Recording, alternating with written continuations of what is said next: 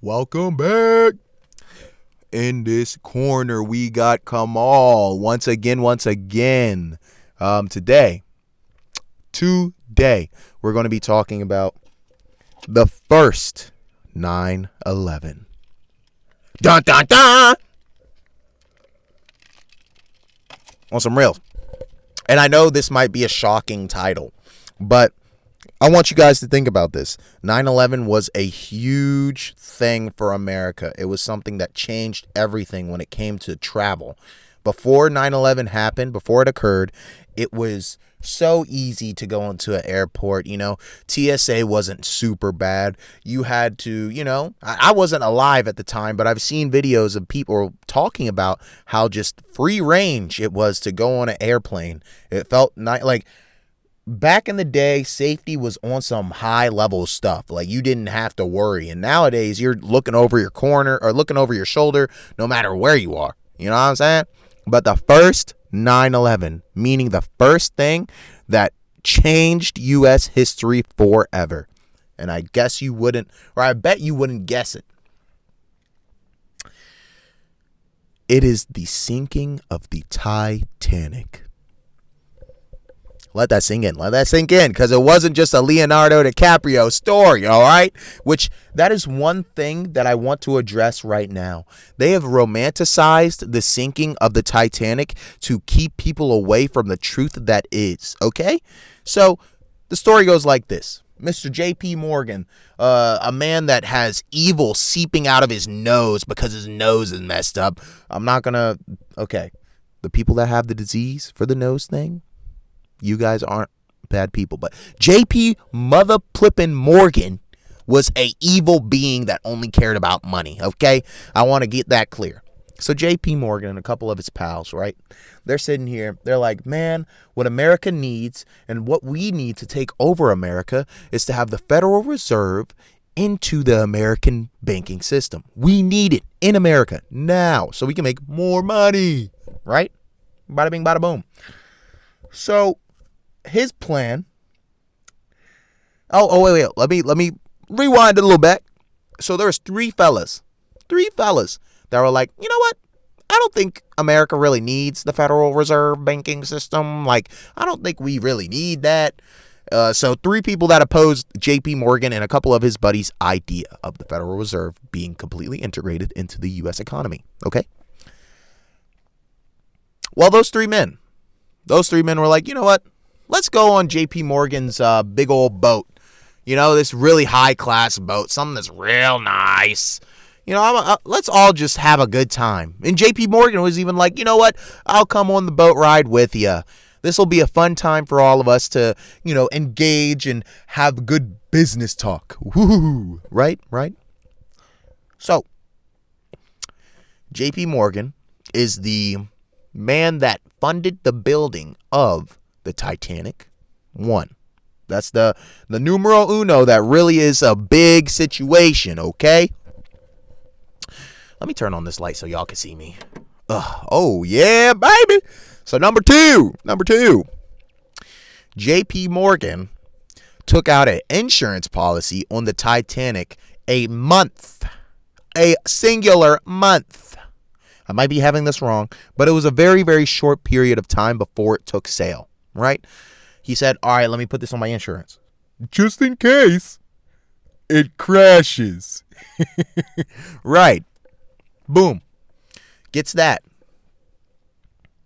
Mind you, none of those buddies that were on the side of the Federal Reserve going to the United States was on the Titanic. All of them did not want to, but all rich people were like lining up to get on the Titanic. It was a whole thing, like high class folk on a big boat. That was their whole ideology. And remember, J.P. Morgan was supposed to go. Let me take a sip.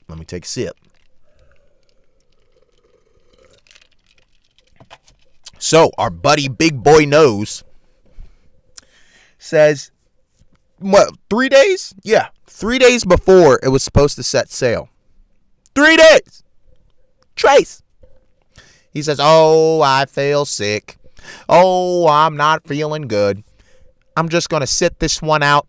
I'll let the first sale happen without me being there. You guys enjoy it. Go ahead and have a good time, right? The guys that are opposing the Federal Reserve are like, okay, well, we'll see you when we get back. The boat sinks. Let that sink in. But for real, take that in for a second. The boat sinks. The boat that he took an insurance policy on, and the only 3 people that were opposed to the Federal Reserve being integrated into the U.S. economy died on that boat. And let me not even start with all of the black folk that were rich on that boat that died as well. So, rich black people back in 1914. What? I digress. So, Mans was really on some I'ma take it all out.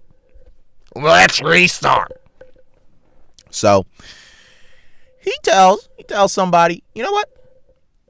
Drive it into that iceberg. Huh? What do you mean? Drive it into that iceberg. I want you to break my property. But why would I do that? Do it. He did the Trump. Do it. So, long story short, Titanic goes down. Everybody pretty much dies. Nobody that's important to our situation survives. J.P. Morgan gets the money. He gets the money and lives a decent life until he shortly dies after. Which, that's the crazy part. You sat here, was so evil, was so messed up, and was like, you know what? Let me just die.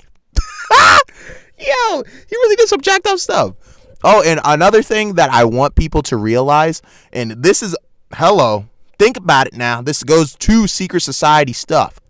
J.P. Morgan said, I forgot the quote.